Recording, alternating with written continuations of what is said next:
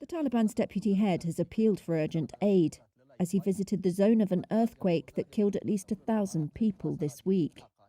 But how to help Afghanistan since the Taliban took over in August is a challenge for international banks, which are wary of testing UN and US sanctions. And for aid organisations, trying to run operations on a shoestring. Poor communication and basic roads have further hampered efforts. And an aftershock killed at least 5 people on Friday. This was Sirajuddin Haqqani, who is also the Taliban's interior minister, as he toured the quake-hit Paktika province near the border with Pakistan. We request all the aid agencies, other countries to send us urgent aid and to help us. Since many houses have been destroyed and many people are affected, the Islamic Emirate of Afghanistan will transparently distribute all aid to needy people by land or air.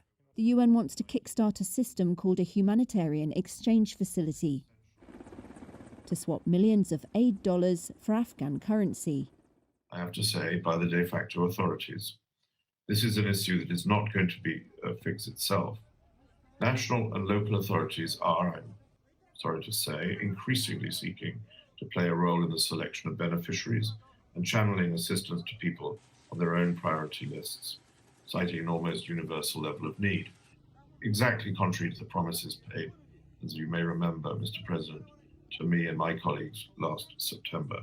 We're also seeing more demands by them, by the Taliban, for data and information with regards to budget and staffing contracts. This is an old, vexed issue that has plagued our relationship with the Taliban for decades. Griffiths said the formal banking system continued to block transfers, and that 2/3 of aid groups said a lack of available cash was hampering their efforts. The humanitarian exchange facility must be up and running as soon as possible, he said.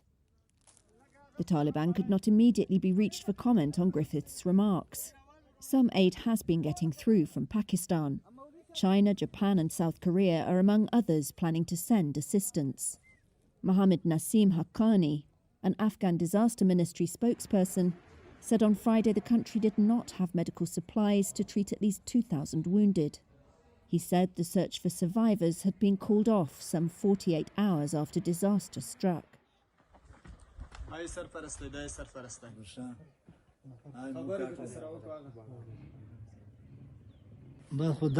The quake happened at night.